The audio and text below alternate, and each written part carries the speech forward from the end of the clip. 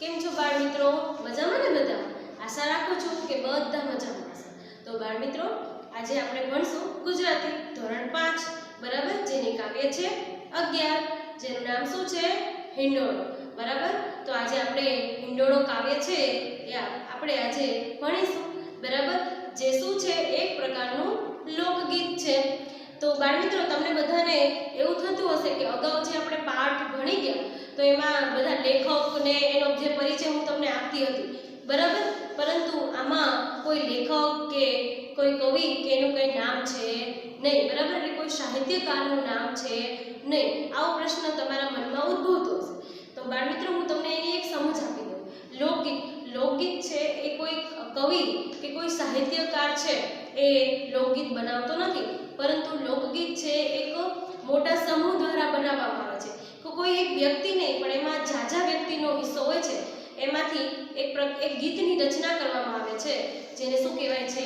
લોકગીત. બરાબર, તો લોકગીત છે એમાં કોઈ કવિ છે સંકળાયેલા નથી કે કોઈ સાહિત્યકાર સંકળાયેલા નથી, પરંતુ એક મોટા જૂથની અંદર, એક મોટા હિસ્સાની અંદર એક કરતાં વધારે વ્યક્તિઓ છે એ ગીતની રચના કરે છે, જેને શું કહેવામાં આવે છે?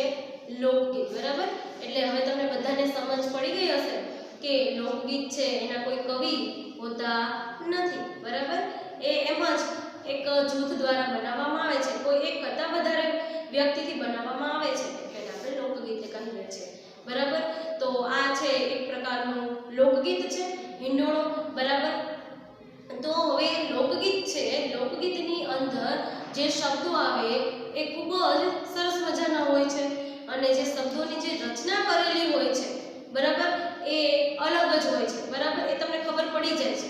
કાવ્યની રચના, આપણે કાવ્ય સાંભળીએ તો આપણને એના શબ્દો કંઈક અલગ લાગતા હોય છે, અને લોકગીત છે તો એના જે શબ્દો છે એ આખા જે બનાવેલા હોય છે એ આખા સાવ અલગ જોવા મળે છે. બરાબર, તો હવે હું તમારી સમક્ષ કાવ્યની શરૂઆત કરું, બરાબર, એ પહેલા તમારી સમક્ષ કાવ્યનું ગાન કરીશ. બરાબર, તમારે બધાએ મારી સાથે સાથે ગાન કરવાનું છે. બરાબર, સરસ મજાની કાવ્ય છે, તમને હું ગાન કરીશ એટલે તમને બધાને મજા આવશે, અને તમારે પણ સાથે સાથે કાવ્યનું ગાન કરવાનું છે. બરાબર, પછી હું કાવ્યની સમજૂતી તમને વિસ્તારથી આપીશ. એ પહેલા તમારી સમક્ષ કાવ્યનું ગાન રજૂ કરીશ. બરાબર, સોનાની સાંકળે બાંધ્યો હિંડોળો આંબાની ડાળ, સોનાની સાંકળે બાંધ્યો હિંડોળો આંબાની ડાળ, રૂપાના કડલા ચાર વાલો મારો નીચે હિંડોળે આંબાની ડાળ, રૂપાના કડલા ચાર વાલો મારો નીચે હિંડોળે આંબાની ડાળ, બાઈ બાજુ બંધ બેર ખા આંબાની ડાળ, બાઈ બાજુ બંધ બેર ખા આંબાની ડાળ, કિનખાબી સુરવાલ વાલો મારો નીચે હિંડોળે આંબાની ડાળ, કિનખાબી સુરવાલ વાલો મારો નીચે હિંડોળે આંબાની ડાળ, ચડવા તે ઘોડલા હંસલા આંબાની ડાળ, ચડવા તે ઘોડલા હંસલા આંબાની ડાળ, પિતળિયા પલાણ વાલો મારો નીચે હિંડોળે આંબાની ડાળ, પિતળિયા પલાણ વાલો મારો નીચે હિંડોળે આંબાની ડાળ, પગે રાઠોડી મોજડી આંબાની ડાળ, પગે રાઠોડી મોજડી આંબાની ડાળ, ચાલે ચટકંતી ચાલ વાલો મારો નીચે હિંડોળે આંબાની ડાળ, ચાલે ચટકંતી ચાલ વાલો મારો નીચે હિંડોળે આંબાની ડાળ, માથે મેવાડી મોડિયા આંબાની ડાળ, માથે મેવાડી મોડિયા આંબાની ડાળ, દસે આંગળીએ વેડ વાલો મારો નીચે હિંડોળે આંબાની ડાળ, દસે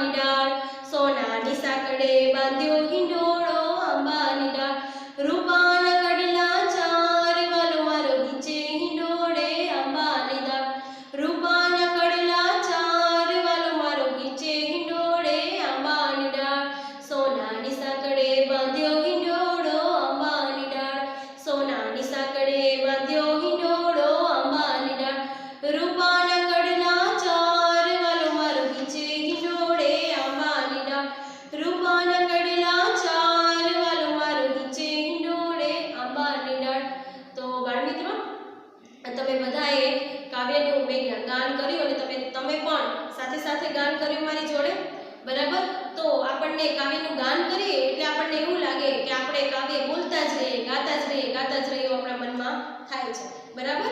એવું તમારા બધાના મનમાં થતું હશે, હે ને? થાય છે ને બધાને, બરાબર? આપણને એમ થાય કે હજી આપણે એક વખત કાવ્યનું ગાન કરીએ અથવા ટીચર બોલતા હોય તો ટીચરને સાંભળીએ, બરાબર? આવું આપણા મનમાં થતું હશે, બરાબર? હવે લોકગીત એ જ પ્રકારનું હોય છે કે આપણને વારંવાર સાંભળવાનું મન થતું હોય છે, બરાબર? તો હવે આપણે કાવ્યનું ગાન તો કર્યું, તો હવે શું કરશું? આપણે કાવ્યની સમજૂતી છે એ આપણે મેળવીશું. તો લોકગીત છે, બરાબર? મેં તમને જ્યારે શરૂઆત કરી ત્યારે પણ કહ્યું, લોકગીત લોકસમૂહ દ્વારા રચાય છે, બરાબર? એક વ્યક્તિને પણ એક કરતાં વધારે વ્યક્તિ, લોકોનો સમૂહ, એના દ્વારા લોકગીતની રચના થાય છે. લોકગીત પરંપરાથી લોકોમાં ગવાતું ચાલ્યું આવે છે. હવે પરંપરાથી લોકોમાં જે લોકગીત છે એ ગવાતું આવે છે, તેથી તે નાના મોટા સૌને આનંદ આપે છે, કારણ કે એના જે શબ્દો હોય છે એ સરસ મજાના હોય છે, આપણને સાંભળવા વારંવાર સાંભળવા ગમે છે, બરાબર? એટલે એ નાના મોટા સૌને આનંદ આપે છે, ખુશી આપે છે. આ લોકગીતમાં કૃષ્ણનું વર્ણન કરવામાં આવ્યું છે. શેનું વર્ણન કરવામાં આવ્યું છે? કયા ભગવાનનું વર્ણન કરવામાં આવ્યું છે? તો કે શ્રી કૃષ્ણ ભગવાનનું અંદર વર્ણન કરવામાં આવ્યું છે. તો સરસ મજાના તમે તમારા પાઠ્યપુસ્તકના પેજ નંબર 61 ઉપર તમે જોઈ શકો છો કે સરસ મજાના નાનકડા એવા જે શ્રી કૃષ્ણ છે એ હિંડોળા ઉપર બેઠેલા છે, અને હિંડોળો પણ સરસ મજાની આંબાની ડાળ ઉપર આંબાની ડાળે બાંધેલો છે, બરાબર? અને શ્રી કૃષ્ણ હિંચકે ઝૂલી રહ્યા છે. એ તમે તમારા પાઠ્યપુસ્તકમાં તમે જે ચિત્ર આપેલું છે તમે એમાં જોઈ શકો છો કે શ્રી કૃષ્ણ, તમે જો આમ સામાન્ય તમે જુઓ તો શ્રી કૃષ્ણે પગમાં પણ રાઠોડી મોજડી પહેરેલી છે, અને એમને જો પહેરવેશનું જે વર્ણન છે એ તમને આ કાવ્યની અંદર આપેલું છે. સરસ મજાના શ્રી કૃષ્ણ છે એ શોભી રહ્યા છે અને હિંચકા ઉપર એ ઝૂલી રહ્યા છે. એમને હાથમાં પણ શણગાર કરેલો છે, પછી એમને પગમાં પણ સરસ મજાની રજપૂતો જેવી પગે રાઠોડી મોજડી પણ પહેરેલી છે, ધારણ કરેલી છે. અને જો તમે એકદમ નિરીક્ષણ કરશો ને, બારીક નિરીક્ષણ એનું, તો તમને ખબર પડશે એમને સરસ મજાનું મોરપીંછ એમના માથામાં નાખેલું છે, અને એમના બાવડામાં બાય બાજુ બંધ બે રેખા, આપણે ગાન કર્યું ને એમાં આવ્યું કે બાય બાજુ બંધ બે રેખા અંબાની ડાળ, બરાબર? તો એમના બાવડા પર બાજુબંધ એમને બાંધેલા છે. પછી એમની આંગળીમાં 10 આંગળીએ વેડ, બરાબર? એ વેડ એટલે કે વીંટી પણ પહેરેલી છે, બરાબર? આમ શ્રી કૃષ્ણ છે ખૂબ જ સરસ મજાના શોભી રહ્યા છે, બરાબર? તો હવે આપણે આ કાવ્યની હું તમને સમજૂતી આપીશ, બરાબર? સોનાની સાંકળે બાંધ્યો હિંડોળો આંબાની ડાળ, રૂપાના કડલા ચાર, વાલો મારો હિંચે હિંડોળે આંબાની ડાળ, બાય બાજુ બંધ બેર ખા રે આંબાની ડાળ, કિનખા બી સુરબાલ, વાલો મારો હિંચે હિંડોળે આંબાની ડાળ, ચડવાતી ઘોડલા હંસલારે આંબાની ડાળ, પિત્તળિયા પલાણ, વાલો મારો હિંચે હિંડોળે આંબાની ડાળ, પગે રાઠોડી મોજડી રે આંબાની ડાળ, ચાલે ચટકનતી ચાલ, વાલો મારો હિંચે હિંડોળે આંબાની ડાળ, માથે મેવાડી મોડિયા આંબાની ડાળ, 10 આંગળીએ વેડ, વાલો મારો હિંચે હિંડોળે આંબાની ડાળ. હવે હું તમને એની સમજૂતી આપીશ કાવ્યની. સોનાની સાંકળે બાંધ્યો હિંડોળો આંબાની ડાળ, તો તમે અંદર ચિત્ર પણ જોતા જજો. સરસ મજાનું શ્રી કૃષ્ણ ભગવાનનું ચિત્ર આપેલું છે એ આંબાની ડાળ ઉપર એમનો જે હિંચકો છે એ બાંધેલો છે. રૂપાના કડલા, સોનાની સાંકળ અને આંબાની ડાળ, જો આંબાની ડાળ પર બાંધેલો છે, અને સોનાની સાંકળે શું બાંધેલું છે? હિંચકો બાંધેલો છે. રૂપું એટલે કે ચાંદી, બરાબર? રૂપાના કડલા ચાર, બરાબર? એટલે કે ચાંદીના 4 કડલાથી જે હિંડોળો છે એ બાંધેલો છે. આમ આંબાની ડાળે જે ઝૂલી રહેલા શ્રી કૃષ્ણ ભગવાન છે એ સરસ મજાના કાનુડો, બરાબર? શ્રી કૃષ્ણ ભગવાન એટલે તમને બધાને ખબર જ છે, કાનુડો એ સરસ મજાના શોભી રહ્યા છે, બરાબર? હવે એના પછીની લાઈન જોશું, બાય બાજુ બંધ બેર ખા રે આંબાની ડાળ, કિનખા બી સુરવાલ, વાલો મારો હિંચે હિંડોળે આંબાની ડાળ. તો તમે જોઈ શકો છો ચિત્રમાં કે બંને હાથના બાવડા ઉપર સરસ મજાના બાય બાજુ બંધ બેર ખા એટલે કે રુદ્રાક્ષના મોટા મણકાવાળી માળા, બરાબર? એમને પહેરેલી છે. શું પહેરેલું છે? તો કે બાય બાજુ બંધ બેર ખા, બાય એટલે કે એમના બાવડા ઉપર, બાજુ બંધ બેર ખા એટલે કે રુદ્રાક્ષની સરસ મજાની માળા છે એમણે ધારણ કરેલી છે. આમ શ્રી કૃષ્ણ ભગવાન છે. જો પછી પાછળ પણ તમને એક લાઈન આપેલી છે સરસ મજાની, કિનખા બી સુરવાલ એટલે કે કીલ ખાબી એમની તમે સુરવાલ એટલે કે મોટો ચોરણો, બરાબર, એને સુરવાલ કહેવાય. એટલે કહે છે કે જડીબુટ્ટીના વડાટ વાળો એમને ચોરણો એટલે કે સુરવાલ છે એ પહેરેલી છે. આમ સરસ મજાના શ્રી કૃષ્ણ ભગવાન છે એ હિંચકા ઉપર ઝૂલી રહ્યા છે. આમ સરસ મજાનો એમને શણગાર પણ કરેલો છે. એના પછીના આપણે લાઈન જોશું. ચડવાતે ઘોડલા હંસલા રે આંબાની ડાળ પિત્તળિયા પલાણ વાલો વાલો નીચે હિંડોળે આંબાની ડાળ. એટલે એમ કહે છે કે જાણે આ કાનુડો છે એ હંસની જેમ ઝૂલી રહ્યો હોય. જો ચડવાતે ઘોડલા હંસલા રે એટલે એમ કહે છે કે આ કાનુડો છે જાણે હંસની જેમ બેઠો હોય એમ ઝૂલી રહ્યો છે. પછી તમને કહે છે કે પિત્તળિયા પલાણ વાલો વાલો નીચે હિંડોળે આંબાની ડાળ. હવે જો તમને પિત્તળિયા પલાણ તમને શબ્દ સમજૂતીની અંદર આપેલું છે, બરાબર, એના નીચે જે શબ્દ સમજૂતી છે ને એની અંદર તમને આપેલું છે પિત્તળિયું એટલે કે પિત્તળ નામની ધાતુમાંથી બનેલું, બરાબર. પિત્તળિયું એટલે શું કહેવાય કે પિત્તળ નામની ધાતુમાંથી બનેલું. પછી પિત્તળિયા પલાણ, પલાણ શબ્દ છે, પલાણ એટલે કે ઘોડાની પીઠ પર નાખવાનું આસન, બરાબર. શું થશે? ઘોડાની પીઠ પર નાખવાનું આસન એટલે શું થશે? પલાણ. એટલે એમ કહે છે કે પિત્તળિયા પલાણ. હવે એમ કહે છે કે ઘોડાની પીઠ પર નાખવામાં આવતું જે આસન છે, બરાબર, જે આસન છે બનાવેલું છે એના ઉપર શ્રી કૃષ્ણ ભગવાન છે એ બેઠેલા છે અને એવું લાગે છે કે જાણે હંસની જેમ બેઠા હોય એમ એ ઝૂલી રહ્યા છે. એટલે એવું કહે છે કે ચડવાતી ઘોડલા હંસલા રે આંબાની ડાળ પિત્તળિયા પલાણ વાલો વાલો નીચે હિંડોળે આંબાની ડાળ. એવું લાગે કે કાનુડો છે એ હંસની જેમ, કે કોના જેમ? તો કે હંસની જેમ આમ સરસ મજાનો ઝૂલી રહ્યો હોય એમ, હંસની જેમ બેઠા હોય એમ એ ઝૂલી રહ્યા છે, બરાબર. હવે એના પછીની લાઈન જોશું આપણે. પગે રાઠોડી મોજડી રે આંબાની ડાળ ચાલે ચટકનતી ચાલ વાલો મારો નીચે હિંડોળે આંબાની ડાળ. હવે જો તમને પગે રાઠોડી મોજડી, રાઠોડી એટલે જો તમને શબ્દ સમજૂતીમાં આપેલું છે કે રજપૂતની એક જાતિને લગતું, બરાબર. એટલે એમ કહે છે કે રાઠોડી અને મોજડી એટલે કે તમને ખબર છે કે પગમાં પહેરવાનું એક પ્રકારનું પગરખું, એટલે એમ કે નાજુક કે કસબી પગરખું, બરાબર. એને શું કહેવાય? મોજડી. એટલે તમને એમ કહે છે કે પગે રાઠોડી મોજડી રે આંબાની ડાળ. એટલે એમ કહે છે કે સરસ મજાની પગે રાઠોડી એટલે કે રજપૂતોની જેમ સરસ મજાની જે રજપૂતો પહેરે એવી રજપૂતની એક જાતિને લગતું, બરાબર. એટલે એવી એમને મોજડી પહેરેલી છે અને એ મોજડી છે એકદમ એ મોજડી પહેરેલી છે અને એ મોજડીથી આમ જાણે રૂવાબદાર ચાલ ચાલતા હોય એવા શ્રી કૃષ્ણ ભગવાન છે એ લાગી રહ્યા છે. આમ શ્રી કૃષ્ણ ભગવાન છે એ શેના ઉપર ઝૂલે છે? તો કે આંબાની ડાળ ઉપર એ ઝૂલી રહ્યા છે. પછી કહે છે કે પગે માથે મેવાડી મોળિયા આંબાની ડાળ દસે આંગળીએ વેડ વાલો મારો નીચે હિંડોળે આંબાની ડાળ. એટલે એમ કહે છે કે કાનુડાએ શું કે પહેરેલું છે? તો કે દસે આંગળીએ વેડ. એટલે વેડ એટલે કે 2 થી વધારે આટાવાળી વીંટી. તમને શબ્દ સમજૂતીની અંદર આપેલું છે વેડ એટલે 1 થી વધારે આટાવાળી વીંટી. હવે એમને એમના પગે જો તમને કીધું માથે મેવાડી મોળિયા આંબાની ડાળ દસે આંગળીએ વેડ, વેડ એટલે મેં તમને કીધું કે 2 થી વધારે આટાવાળી વીંટી, બરાબર. હવે એમ કે છે માથે મેવાડી મોળિયા એટલે કસબી ફેટો આવે, એ કસબી ફેટો છે એ એમને એમના માથા ઉપર ધારણ કરેલો છે અને એ આંબાની ડાળ ઉપર સરસ મજાના ઝૂલી રહ્યા છે. આમ દસે આંગળીએ વેડ એટલે કે એમની જે 10 આંગળીઓ છે એ આંગળીએ એમને વેડ પહેરેલી છે એટલે કે આટાવાળી વીંટી પહેરેલી છે.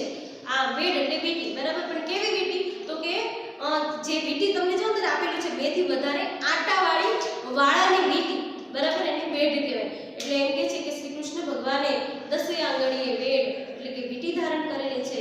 આમ પોતાના શું કહેવાય પોતાના જે હિંચકો છે એના ઉપર સરસ મજાના જે શ્રી કૃષ્ણ ભગવાન છે એ ઝૂલી રહ્યા છે. આમ શ્રી કૃષ્ણ ભગવાને સરસ મજાનો શણગાર કર્યો છે, બરાબર.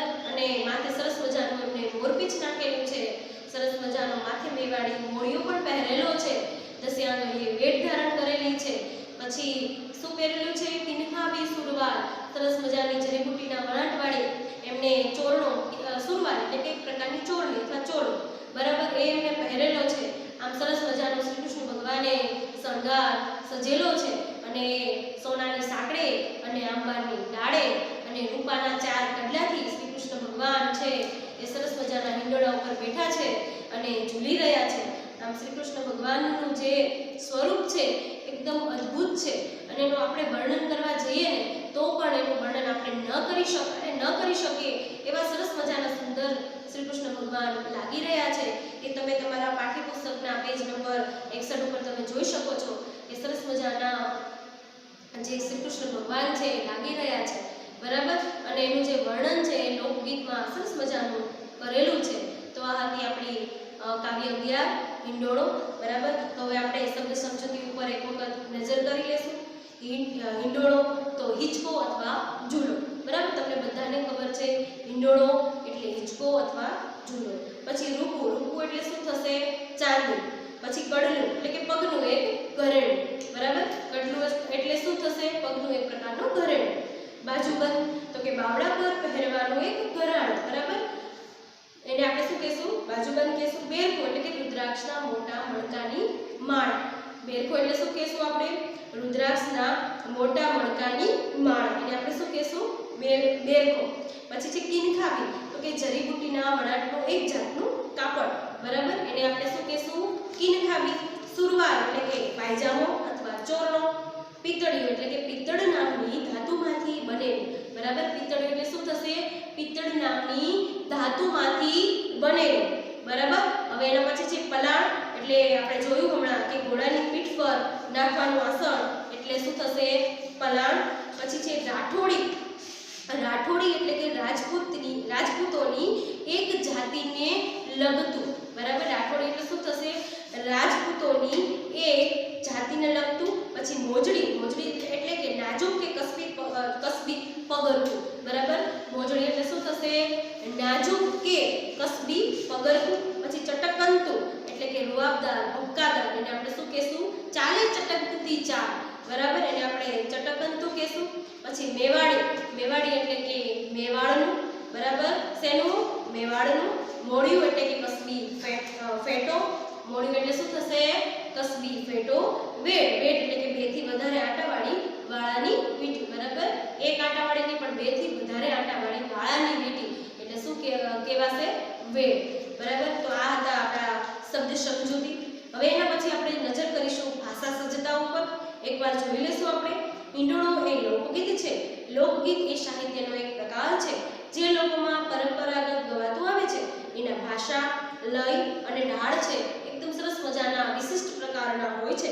આ કાવ્યમાં નીચેના જેવા વિશેષણવાળા શબ્દોનો પણ પ્રયોગ થયેલો છે: સોનાની સાંકળ, રૂપાના કડલા, કિનખાબી સુરવાલ, પિત્તળિયા પલાણ, રાઠોડી મોજડી અને ચટકંતી ચા, બરાબર. તો આ જે બધા જે શબ્દો છે એકદમ વિશિષ્ટ છે. એના લય અને ઢાળ કેવા છે? એકદમ વિશિષ્ટ પ્રકારના છે, બરાબર. હવે તમારે આવા અન્ય શબ્દો જો તમને પેજ નંબર 63 નંબર ઉપર આપેલું છે કે બીજા આવા અન્ય શબ્દો નીચેના બોક્સમાં લખો, બરાબર. તો હવે તમને બધાને ખબર પડી ગઈ હશે કે વિશિષ્ટ જે શબ્દો હોય એ તમારે વિશિષ્ટ શબ્દોનો પ્રયોગ કરીને લખવાનો છે. તો હું તમને ઉદાહરણ તરીકે કહું છું: સારી ચોપડી, પછી એમ કે છે મક્કમ નિર્ણય, બરાબર. નાના છોકરા, પછી પાતળો પ્રવાહ,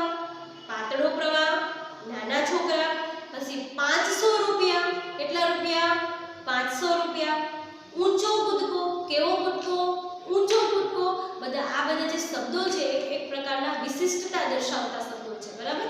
એવી જ રીતે તમે લોકગીતમાં પણ જોયું કે પિત્તળિયા પલાણ, સોનાની સાંકળ, બરાબર, કિનખાવી સુરવાલ, બરાબર. તો આ જે શબ્દો છે એ કેવા છે? વિશિષ્ટ પ્રકારના શબ્દો છે, બરાબર. હવે એના પછી જોઈએ આપણે નીચેની સંજ્ઞાઓ છે એ વાંચો: વિદ્યાર્થી, ગધેડું, લખોટીઓ, પંખો, પુસ્તકો, કીડીઓ, બાળક, ઘોડો, હાથી, બરાબર.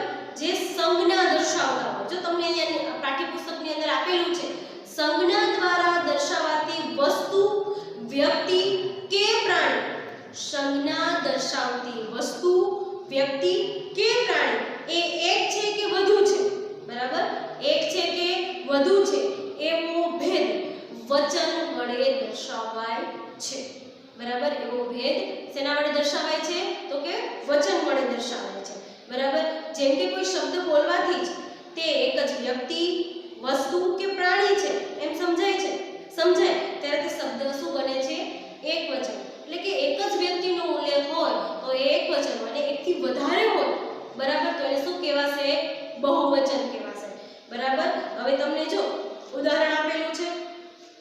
વચનનું? તો કે વૃક્ષ. વૃક્ષ તો એક જ, બરાબર. વધારે વૃક્ષો તો એ શું થઈ ગયું? બહુવચન થઈ ગયું. પણ વૃક્ષ ખાલી શું આપેલું છે? વૃક્ષ. એક વૃક્ષ અથવા એકલું વૃક્ષ તમને આપેલું હોય તો એ શેમાં ગણાશે? એક વચનમાં ગણાશે. પછી બાળક. બાળકો નથી આપેલું. જો બાળકો હોય તો એ શેમાં આવશે? બહુવચનમાં. પણ બાળક એક વ્યક્તિનો ખાલી ઉલ્લેખ થયો છે એટલે એને શું કહેવાશે? એક વચન. પછી છે પાટલી. તો આ પણ શું થયું? એક વચન. હવે એના પછી છે જ્યારે કોઈ શબ્દ બોલવાથી તે એક કરતાં વધારે વ્યક્તિ, વસ્તુ કે પ્રાણી, પછી એ વ્યક્તિ પણ હોઈ શકે, વસ્તુ પણ હોઈ શકે અને શું હોઈ શકે? પ્રાણી પણ હોઈ શકે, બરાબર. ત્યારે આપણને એમ સમજાય કે એકથી વધારે છે તો એ શું બન્યું કહેવાય? બહુવચન, બરાબર. તો હવે તમને બહુવચનના પણ ઉદાહરણો આપેલા છે. તો કે વૃક્ષો, બરાબર. વૃક્ષો આપેલા છે. તો એક વૃક્ષની વાત નથી, ઘણા બધા વૃક્ષોનો અહીંયા ઉલ્લેખ થયો છે. એટલે વૃક્ષો એકથી વધારે છે એટલે શું કહેવાશે? બહુવચન. પછી એના પછી છે બાળકો, બરાબર. એકથી વધારે બાળકો. જો હમણાં એક બાળક આપેલું હશે, આપણે એક વચનમાં જોયું, એટલું બાળક આપેલું હોય તો શું ગણાય? એક વચન. પણ બાળકો છે એટલે શું ગણાશે? બહુવચન. પછી છે પાટલીઓ, બરાબર. પાટલીઓ એકથી વધારે એટલે શું થઈ ગયું? બહુવચન. હવે નીચે આપેલા શબ્દોમાંથી એકવચન અને બહુવચન વાળા શબ્દો છે એ તમારે જુદા પાડવાના છે. હવે તમને બધાને ખબર પડી ગઈ હશે કોને એકવચન કહેવાય અને કોને બહુવચન, બરાબર. એક વ્યક્તિનો ઉલ્લેખ હોય, પછી વ્યક્તિ હોય, પ્રાણી હોય કે વસ્તુ હોય તો એ એકવચન હોય, પણ એકથી વધારે હોય તો એ બહુવચન હોય, બરાબર. હવે તમને અહીંયા આપેલા છે પડલું, હંસલો, ઘોડા, બેરખા, બારણા, સાકળ, હિંચકો, આંબો, વડલો, માથા અને મોળિયા, બરાબર. આ તમારે તમારી જાતે એકવચન અને બહુવચનમાં તમારે એમાં શબ્દો છે તમારે જે એકવચનમાં આવતું હોય એ એકવચનના બોક્સની અંદર લખવાનું છે અને જે બહુવચનમાં જે શબ્દો આવતા હોય એ તમારે શેમાં લખવાના છે? બહુવચનના તમારે શબ્દોમાં લખવાના છે, બરાબર. તો આ તો તમારું એકવચન અને બહુવચન, બરાબર. હવે એના પછી જોશું આપણે સ્વાધ્યાય ઉપર નજર કરીશું, પેજ નંબર 64 ઉપર. પછી એમાં છે પ્રશ્ન 1. નીચેના દરેક પ્રશ્નનો ઉત્તર એક એક વાક્યમાં લખો. એમાં છે નંબર 1, શ્રી કૃષ્ણએ કેવી મોજડી પહેરી છે? તો તમને બધાને ખબર છે કેવી મોજડી પહેરી છે? રાઠોડી. પછી છે કાવ્યમાં વાલો શબ્દ કોના માટે વપરાયો છે? કોના માટે વપરાયો છે? તમને બધાને ખબર છે શું આવશે? શ્રી કૃષ્ણ ભગવાન માટે. હિંડોળો ક્યાં બાંધેલો છે? તો હવે તમને બધાને ખબર છે ક્યાં બાંધેલો છે હિંડોળો? સોનાની સાંકળ, આંબાની ડાળ બાંધેલો છે ને હિંચકો, બરાબર. સોનાની સાંકળે બાંધ્યો હિંડોળો આંબાની ડાળ, બરાબર. એટલે હિંચકો છે એ આંબાની ડાળે પર બાંધેલો છે. શ્રી કૃષ્ણ કેવી ચાલ ચાલે છે? તો કે શ્રી કૃષ્ણ ચટકનથી ચાલ ચાલે છે. શ્રી કૃષ્ણે દસે આંગળી શું પહેર્યું છે? બધાને ખબર છે શું પહેર્યું છે? વેણ પહેરેલી છે.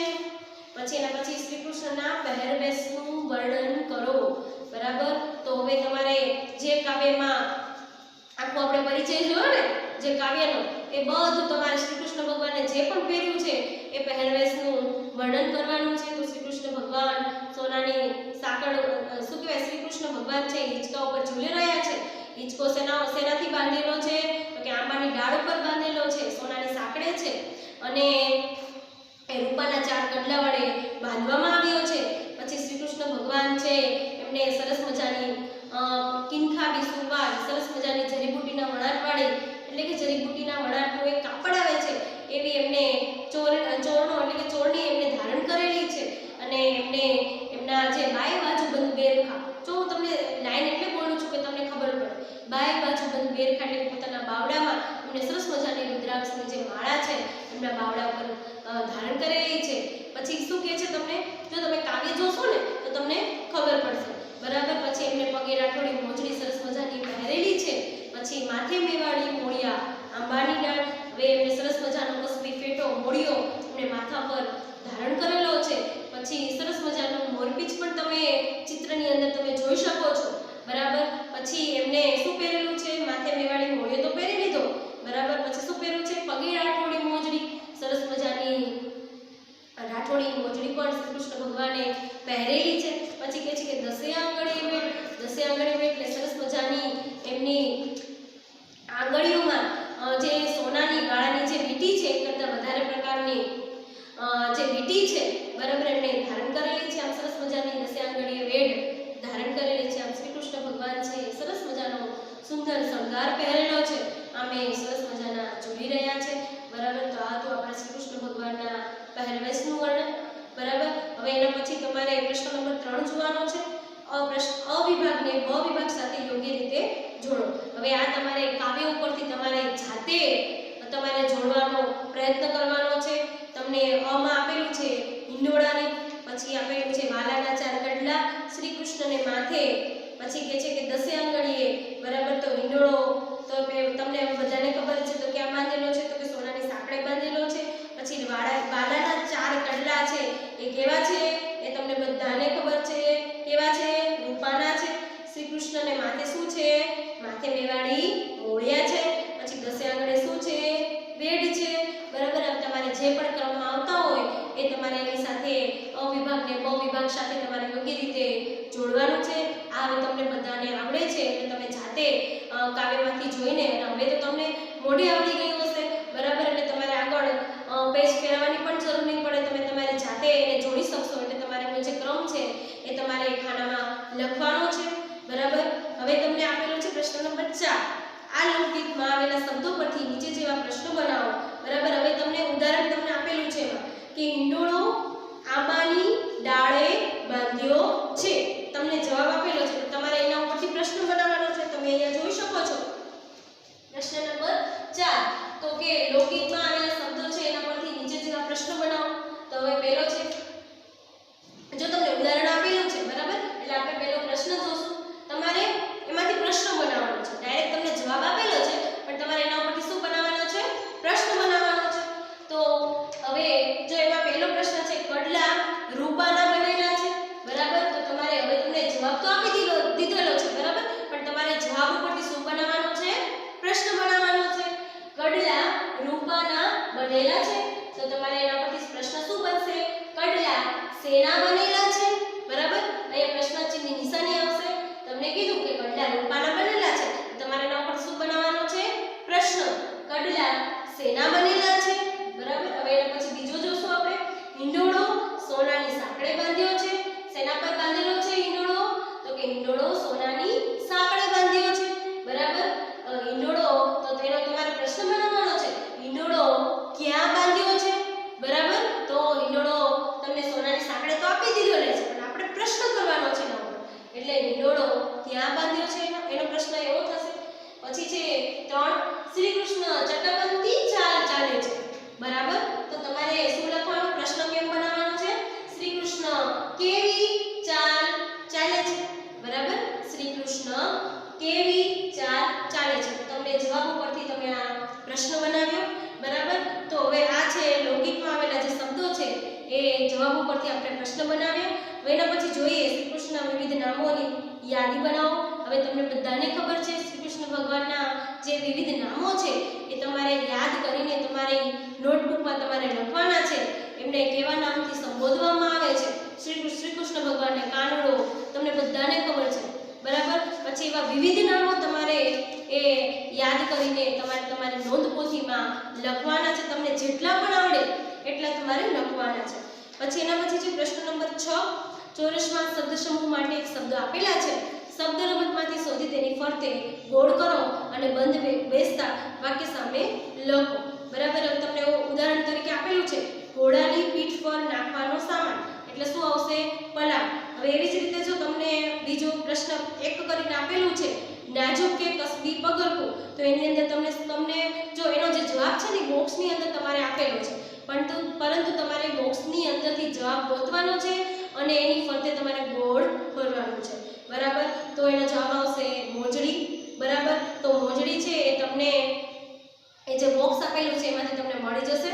પછી છે જડીબુટીના મણાટનું એક કાપડ.